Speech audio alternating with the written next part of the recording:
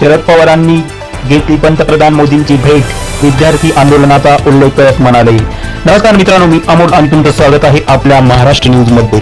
राष्ट्रवादी काँग्रेस पक्षाचे नेते शरदचंद्र पवार साहेब यांनी मंगळवारी दिल्लीतील जंतर मंतर येथे विद्यार्थ्यांच्या आंदोलनाला भेट दिली. यावेळी त्यांनी कॉक्रोच जनता पार्टीचे संस्थापक अभिजित दिपकेची भेट घेऊन त्यांच्याकडून सोमवारी झालेल्या मोर्चाची माहिती घेतली होती. मोर्चामध्ये नेमकं काय झाले, किती जणांना मारहाण झाली, अशी माहिती घेतल्यानंतर त्यांनी विद्यार्थ्यांना काही मदत करू शकतो का असा प्रश्न विचारला होता. त्यानंतर आज त्यांनी खासदार सुप्रिया सुळे यांच्यासह पंतप्रधान नरेंद्र मोदी यांची भेट घेतली. या भेटीनंतर विविध चर्चा उपस्थित केल्या जात होत्या, त्यावर खुद्द शरद पवार यांनी उत्तर दिलं आहे. दरम्यान दोन्ही राष्ट्रवादी काँग्रेसचे विलीनीकरण, राष्ट्रवादी काँग्रेस शरद पवार पक्षाचा एनडीएला पाठिंबा अशा विविध बाबीवर गेल्या काही दिवसात उलटसुलट चर्चा होत आहेत. मतदारसंघ पुनर्रचना विधेयकाला ही काही अटी शर्तीवर आणि मसुदा तपासून पाठिंबा देण्याचा विचार करू असे विधान सुप्रिया सुळे यांनी केले होते.